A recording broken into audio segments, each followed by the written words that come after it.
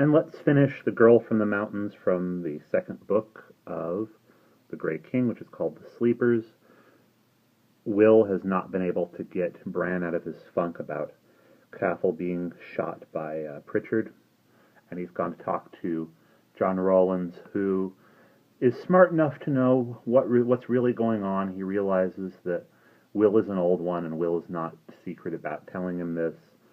And John Rawlins has decided to tell Will the story of the title character of the chapter, the girl from the mountains, whose name is Gwen, hint, hint, and is Bran's mother. Will said nothing. He sat closer to Tip and put one arm around his neck. John Rawlins lit his pipe. He said through the first cloud of smoke, "It was when Owen Davies was a young man working at Pritchard's farm. Old Mr. Pritchard was alive in those days. Carrydog worked for his father too, waiting to take over and run the place, though he wasn't a patch on Owen for work. Owen was a sheepman for Pritchard, a solitary chap he was.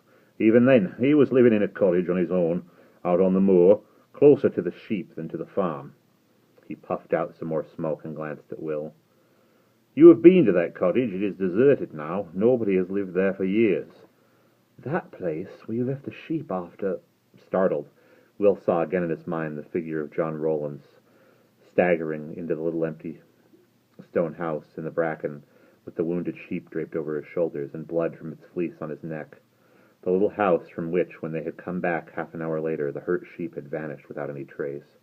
"That place, yes, and one wild night in the winter, with rain and a north wind blowing, there was a knocking at Owen's door. It was a girl out of nowhere, half frozen, walking through the storm and worn out from carrying her baby." "Her baby?" John Rawlins looked down the mountain at Bran's hunched figure sitting lonely on his rock. "A sturdy little chap the baby was, just a few months old. She had him in a kind of sling on her back. The only strange thing about him, Owen saw, was that he had no colour in him. White face, white hair, white eyebrows, and very tawny eyes like the eyes of an owl." Will said slowly, "I see." "Owen took the girl in," John Rawlins said.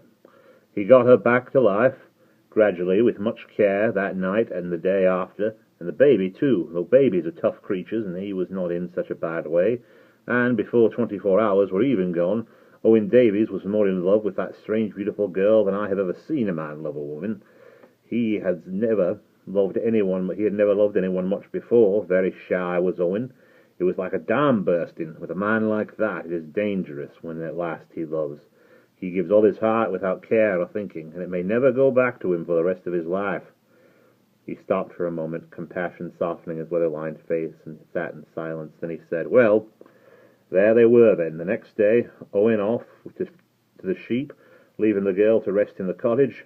On the way home, he stopped at my house on Clewd here, to get some milk for the baby. We had always been friends since he was a boy, even though I am older. I was not there, but my wife was, and he told her about Gwen and the baby. My blood one has a warm heart and a good ear. She said he was like a man on fire, glowing. He had to tell somebody." Far down on the lower slope, Bran got up from his rock and began roaming aimlessly through the bracken, peering about as though he were looking for something. "When Owen came back to his cottage," John Rawlins said, "he heard screaming. He had never heard a woman scream before. There was a strange dog outside the door. Carried old Pritchard's dog. Owen went into the house like a wire snapping, and he found the girl struggling with Carrydog. He had come looking to see why Owen had not been at work the day before, had Carrydog, and found Gwen there instead, and decided in his dirty way that she must be a light woman and easy for him to take if he fancied her." John Rawlins leaned deliberately to one side and spat into the grass. "Excuse me, Will," he said, "but that's how I feel when my mouth has been talking about Carrydog Pritchard." "What happened? What did he do?" Will was lost in wonder at this mist of romance surrounding dim, ordinary Owen Davies. "Owen, he went mad. He has never been a fighter, but he threw Carrydog out the door and went after him, and he broke his nose and knocked out 2 of his teeth. Then I arrived, and a good thing I did, or he would have killed the man. Bloodwin had sent me with some things for the baby. I took Carrydog home. He wouldn't have the doctor called, afraid of the scandal he was. I cannot say I had very much sympathy for him. His nose has not looked quite the same shape since. He glanced down the slope again. Bran's white head was still bent over the ground as he moved slowly, meaninglessly to and fro. "Bran may be glad of your company soon, Will.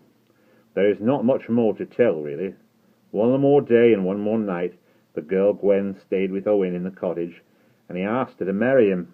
He was such a happy man, the light shone out of him. We saw them for part of that day, and she seemed just as joyful too. But then, just about dawn the next morning, on the fourth day, Owen was wakened by the baby's crying, and Gwen was not there. She had vanished. No one knew where she had gone, and she never came back." Will said, "Bran told me she died." "Bran knows she disappeared," John Rowland said. "But perhaps it is more comfortable to believe that your mother died than to think of her running away and leaving you without a second thought." "That's what she did, just disappeared and left the baby behind." John Rowland nodded. "And a note. It said, 'His name is Bran. Thank you, Owen Davies.' And that was all. Wherever she went, she has never been seen or heard of since. Nor will she ever be. Owen came to us with the baby that morning. He was out of his head, crazy with losing Gwen. He went up into the hills and did not come down for 3 days looking for her. People heard him calling, 'Gwenny, Gwenny.' Ludwig and Mrs. Evans, your auntie, looked after Bran between them. A good baby it was. Old man Pritchard gave Owen the sack, of course. About that time your Uncle David lost a man, so he took Owen on, and Owen moved to the cottage in Cloud, where he lives now." "And he brought Bran up as his son," Will said. "That's right, with everybody's help. There was a bit of a to-do, but he was allowed to adopt the boy in the end.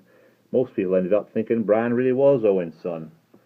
And the one thing that Bran has never been told is that he is not. He believes that Owen is his father, and you must take care you never suggest anything different." "I shall," Will said. "Yes, I have no worries about you. Sometimes I think Owen believes Bran is his real son too. He was always strict chapel, you see, and afterwards he turned even more into his religion. Perhaps you cannot understand this quite, Will Bach. But because Owen knew it was wrong by the rules of his faith to live those few days alone in the same house with Gwen, when he began to feel that it was just as much wrong as if he and Gwenny, not married to each other, had had a baby together, as if those two of them had produced Bran. So when he thinks of Bran, still to this day, it is mostly with love, but a little bit of guilt.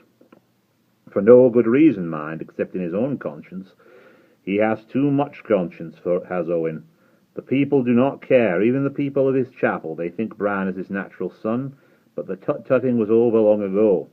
They have brains enough to judge a man by what he has proved himself to be, not by some mistake he may or may not have made a long time ago." John Rowland sighed and stretched and knocked out his pipe and ground the ashes into the earth. He stood up. The dogs jumped to his side. He looked down at Will. "There was all this at the back," he said, "when Caradog Pritchard shot Bran Davies' dog." Will picked up a single blossom from a gorse bush beside him. It shone bright yellow on his grubby hand. "People are very complicated," he said sadly. "So they are," John Rowland said.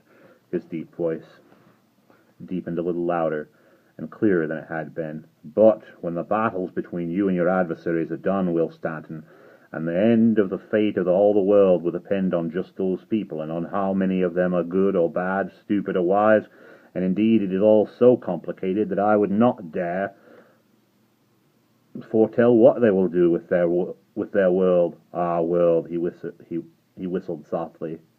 "Sir, you my pen tip." Carefully he picked up his loop of barbed wire, and with the dogs following, he walked away beside the fence over the hill. And that is the end of The Girl from the Mountains.